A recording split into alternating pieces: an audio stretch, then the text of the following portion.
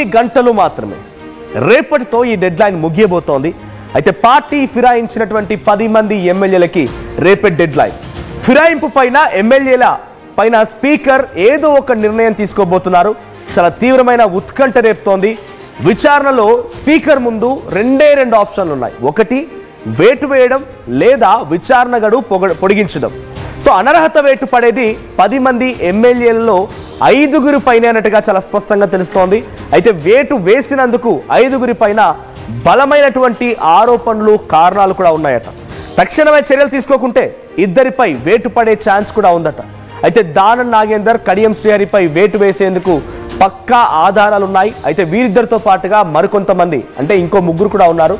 దాంట్లో పోచారం శ్రీనివాసరెడ్డి, తెల్లం వెంకట్రావు, అరికపుడి గాంధీ, ఈ 3పై కూడా వేటు పడబోతుందట.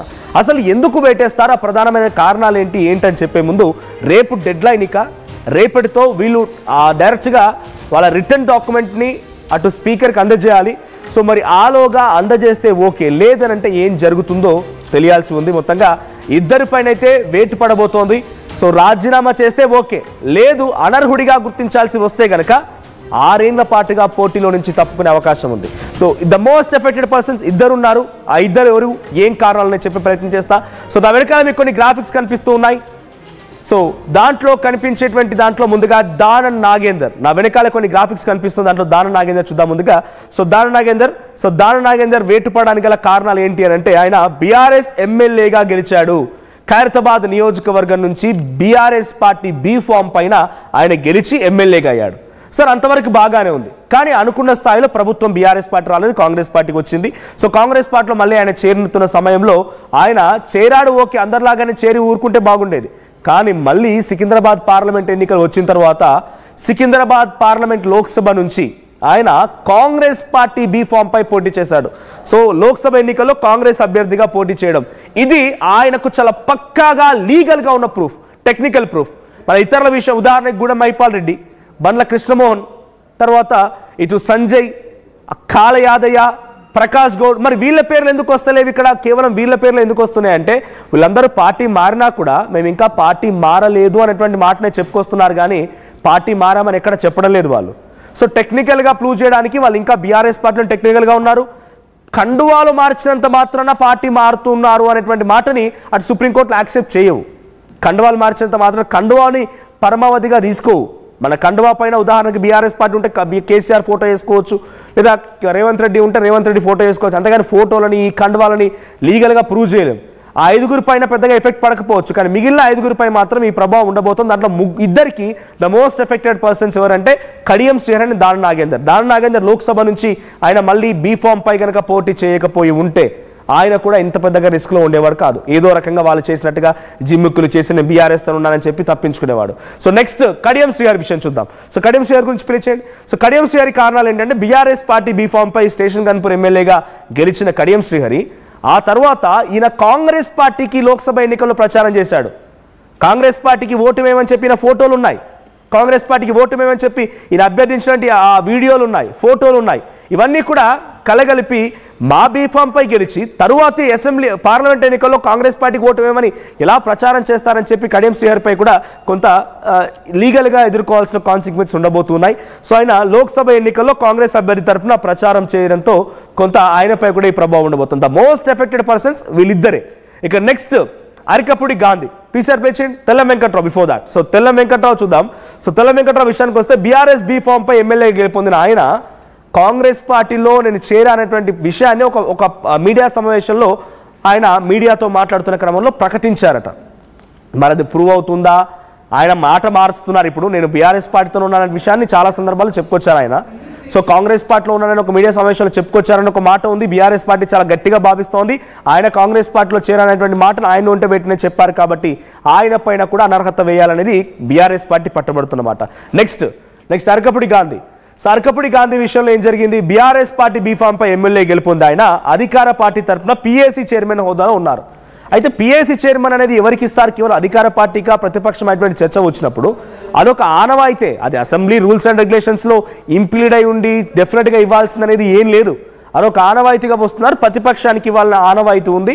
అయితే అరకపూడి గాంధీ ఇప్పుడు బీఆర్ఎస్ పార్టీలో కాంగ్రెస్ పార్టీలో చేరిపోయారు కాబట్టి ఆయనకి అందుకే పిఎస్ చైర్మన్ వచ్చింది కాబట్టి ఆయన పైన కూడా అనర్హత వేయాలి అని చెప్పి బీఆర్ఎస్ పార్టీ గట్టిగా మాట్లాడుతోంది. ఇక చివరిగా పోచారం శ్రీనివాసరెడ్డి. సో పోచారం శ్రీనివాసరెడ్డి కూడా బీఆర్ఎస్ పార్టీ బీఫామ్ పై గెలిచిన ఆయన ప్రభుత్వ సలహాదారుడిగా ఉన్నారు. సో ఇక్కడ కూడా పెద్దగా టెక్నికల్గా పూజ చేయాల్సిన అవసరం లేదు. నిజంగా గవర్నమెంట్కి అటు ప్రతిపక్షంలో వ్యక్తులు కూడా కావాలనుకుంటే ప్రభుత్వ సలహాదారుడిగా నియమించుకునేటువంటి అవకాశం ఉంది. దానికి ప్రభుత్వంలో ఉన్నవారు అధికార పార్టీకి సంబంధించిన వాళ్ళే కావాలి, లేకపోతే వ్యతిరేకులు అవసరం లేదు. ఇప్పుడు ఉన్న దాంట్లో చాలామంది కూడా వాళ్ళు పార్టీ పరంగా తీసుకున్నారా, హర్కర వేణుగోపాల్ కానీ లేకపోతే ఇతర వాళ్ళ పార్టీ పరంగా తీసుకున్నారా అంటే అక్కడ వాళ్ళకి ఇష్యూ చేసిన జీవోలో పార్టీ పరంగా తీసుకున్నాం అనేది ఏది ఉండదు. వాళ్ళ సేవలు మాకు కావాలి, మేము ప్రభుత్వ సలహాదారుగా వినియోగించుకున్నాం అనేటువంటి మాటనే వాళ్ళు చెప్తారు అంతే. ఇప్పుడు పోచారం శ్రీనివాసరెడ్డి విషయానికి వచ్చి గతంలో స్పీకర్గా పనిచేశాడు. సో ఆయన సేవలు మాకు కావాలి కాబట్టి మేము పోచారం శ్రీనివాసరెడ్డి ముఖ్య సలహాదారుగా ప్రభుత్వంలోకి తీసుకున్నాం, మంత్రివర్గ స్థాయిని కల్పించమనే మాటని కాంగ్రెస్ పార్టీ కౌంటర్ చేసినా ఆశ్చర్యపోకండి. సో ఇవన్నీ ఉన్నాయి ఫాల్ట్స్ అని. ఈ ఫాల్ట్స్ని పెట్టుకొని బీఆర్ఎస్ పార్టీ వీరందరిపైన 5 పైన అర్హత వేటు వేయాలని చెప్పి చాలా గట్టిగా పట్టుబడుతోంది. మొత్తంగా 10 మందిపై వేయాలని పట్టుబడుతోంది. బట్ ఎక్కువగా ఈ 5 ఎఫెక్ట్ చూపించే అవకాశం ఉంది. ఇప్పుడు ఇంత పెద్ద ఎత్తున చర్చ ఏంటి? మరి అధికార కాంగ్రెస్ పార్టీకి కొంత వాళ్ళు ఇష్టం ఉన్నట్టుగా మాట మారవచ్చు, స్పీకర్ ఉన్నాడు, గతంలో అనేక సందర్భాల్లో మాట మార్చారు కదా అనుకుంటే వెస్ట్ బెంగాల్లో బీజేపీ తరఫున గెలుపొందినటువంటి ముకుల్ రాయ్ అనేటువంటి ఒక ఎమ్మెల్యే తర్వాత తృణమూల్ కాంగ్రెస్లో చేరినప్పుడు డైరెక్ట్గా అక్కడి కల్కట్టా హైకోర్టు తీర్పు ఇచ్చింది ఏంటంటే స్పీకర్ని పక్కన పెట్టి నీ యాటిట్యూడ్ మార్చుకోమని స్పీకర్కి వార్నింగ్ ఇచ్చి మరి ఇటు ఆ ఎమ్మెల్యే పై అనర్హత వేటు వేసింది. అనర్హత వేటు వేయడం మూలంగా 6 సంవత్సరాల పాటుగా వాళ్ళు కనీసం పోటీ చేయడానికి కూడా అర్హత ఉండదు. సో మాట్లాడదాం మనతో పాటుగా ఇద్దరు రైట్ మా ప్రతినిధి మధు ఉన్నారు. మరి కాసేపట్లో మరికొంతమంది అడ్వకేట్స్ కూడా జాయిన్ అవుతున్నారు. మాట్లాడదాం లీగల్ ఎటువంటి కాన్సిక్వెన్సెస్ ఉంటాయనేది. మధు, సో రేపటితో డెడ్ లైన్, ఇద్దరిని కూడా మీరు రిటర్న్ డాక్యుమెంట్ పంపించండి, మీ వివరణ ఏంటో ఇవ్వండి అని చెప్పి స్పీకర్ ఇటు కడియం శ్రీహరికి దానం నాగేందర్కి పంపించినట్టు తెలుస్తోంది. సో రేపు ఏం జరగబోతోంది? వీళ్ళు డైరెక్ట్గా మనం అనుకుంటున్నట్టుగా రిజిగ్నేషన్కి సిద్ధమయ్యారా, లేదా ఏదైనా చేంజెస్ ఉన్నాయా, వాళ్ళు ఆలోచన మార్చుకుంటున్నారా? ఎగ్జాక్ట్లీ. ఇప్పటి వరకు హాజరైనటువంటి ఎమ్మెల్యేలు 8 మంది కూడా అఫిడవిట్లకు సంబంధించినటువంటి డాక్యుమెంట్ల రూపంలో వీళ్ళంతా వాళ్ళ వాదన వినిపించారు. దానికి సంబంధించినటువంటి ప్రూఫ్ సబ్మిట్ చేశారట. మేము పార్టీ మారలేదు, బీఆర్ఎస్ లోనే ఉన్నామనేటువంటి వాదన వాళ్ళు వినిపించారు. క్లాస్ ఎగ్జామినేషన్ జరిగింది, వాళ్ళది ఓకే. కానీ ఇద్దరు ఇంతవరకు నోటీస్ రిప్లై ఇవ్వలేదు అనేటువంటి చర్చ నేపథ్యంలో నిన్న కడియం శ్రీహరి స్పీకర్ ని కలిశారు. కాస్త సమయం ఇవ్వాలనేటువంటి డీటెయిల్స్ ఆయన కోరినటువంటి సిచ్యువేషన్ ఉంది. సో దాంట్లో ఆ స్పీకర్ సానుకూలంగానే స్పందించారు. కానీ స్పీకర్ దగ్గర కూడా ఎక్కువగా సమయం లేదు మనోజ్. 8 వారాల గడువు కొడితే 4 వారాల గడువు అంటే నెల రోజులే సుప్రీంకోర్టు సమయం ఇచ్చింది. 1 వీక్ గడిచిపోయింది ఆల్రెడీ. 1 వీక్ దాంట్లో ఇంకా 3 వారాల గడువు ఉంది. 3 వారాల లోపల కడియం శ్రీహరి ఇచ్చేటువంటి రిప్లైని నివేదిక రూపంలో సుప్రీంకోర్టుకు స్పీకర్ సమర్పించాల్సినటువంటి అవసరం ఉంది. అంటే 3 వారాల గడువు ఉన్నప్పటికీ కూడా ఆ డాక్యుమెంట్ స్పీకర్ కూడా ముందుగానే ప్రతిపాదించాల్సినటువంటి అవసరం ఉంది, డాక్యుమెంట్ సెండ్ చేయాల్సినటువంటి అవసరం ఉంది. కాబట్టి ఇంకొక 2 వారాల లోపల దానం కడియం పరిస్థితి తేలేటువంటి అవకాశం కనిపిస్తా ఉంది. దానం అయితే రాజీనామా చేయడానికి దాదాపు నిర్ణయం తీసుకున్నట్టుగా తెలుస్తా ఉంది. వేటు వేస్తే 6 ఏళ్లు రాజకీయాలకు దూరంగా ఉండాలి కాబట్టి అట్లా కాకుండా రాజీనామా చేసి పోవాలనేటువంటి ఆలోచన చేస్తున్నట్టుగా చర్చ కొనసాగుతా ఉంది. ఇక కడియం శ్రీహరి విషయంలో కూడా కాంగ్రెస్ పార్టీ అధిష్టానం తర్జనభర్జన చేస్తా ఉంది. రాజీనామా చేపిద్దామా, ఇంకా కాస్త టెక్నికల్ అంశాల ద్వారా కడియం శ్రీహరిని కాపాడేటువంటి అవకాశం ఉందనేటువంటి ఆలోచన చేస్తున్నట్టుగా తెలుస్తా ఉంది. సో తేలేటువంటి అవకాశం ఉంది. రేపు 23 తారీఖు చివరి తేదీ స్పీకర్ నోటీసులకు సమయం ఇవ్వాల్సినటువంటి సమయం ఇంకా ఇచ్చే అవకాశం ఉందా స్పీకరు? లేదు అంటే నిర్ణయం తీసుకొనున్నారా?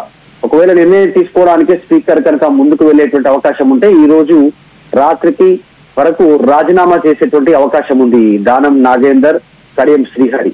లేదు, కడియం శ్రీహరి నిన్న సమయం అడిగారు కాబట్టి ఈ 4 వారాల లోపల సుప్రీంకోర్టు కూడా టైం ఇచ్చింది ఈ స్పీకర్ కాబట్టి అప్పటి లోపల ఏమైనా అవకాశం ఇస్తారా ఆయన డాక్యుమెంట్ రూపంలో, అఫిడవిట్ రూపంలో ఆయనకు సంబంధించినటువంటి విషయాన్ని సబ్మిట్ చేయడానికి? ఇద్దరికైతే బలమైనటువంటి సాక్ష్యాలు ఉన్నాయి. ఇద్దరు పార్టీ మారనేటువంటి దానం నాగేందర్ అయితే ఎన్నికల అఫిడవిట్ లోనే మెన్షన్ చేశారు. కడియం శ్రీహరి కూడా కూతురు అభ్యర్థిత్వాన్ని బలపరుస్తూ కాంగ్రెస్ పార్టీ అభ్యర్థిగా ఆయన ప్రచారం చేస్తున్నటువంటి పూర్తి ఆధారాలు ఉన్నాయి. చర్య తీసుకుంటే మాత్రం ఇద్దరు పైన వేటు పడితే ఇద్దరు కడియం శ్రీహరి, దానం నాగేందర్ 6 సంవత్సరాలు ప్రత్యక్ష రాజకీయాలకు దూరంగా ఉండేటువంటి అవకాశం ఉంటుంది. కాబట్టి దానికన్నా ముందుగానే రాజీనామా చేయడానికి సిద్ధపడతా ఉన్నారు. కడియంను కాపాడే ప్రయత్నం చేస్తున్నారనేటువంటిది ప్రతిపక్షాలు ఆరోపిస్తున్నా ప్రభుత్వం మాత్రం వచ్చేటువంటి అపవాదును దూరంగా కూడా రాజీనామా చేయించడానికి ప్రయత్నం చేస్తున్నట్టుగా తెలుస్తుంది. Right, thank you Madhu. So మొత్తంగా దానం నాగేందర్ దాదాపుగా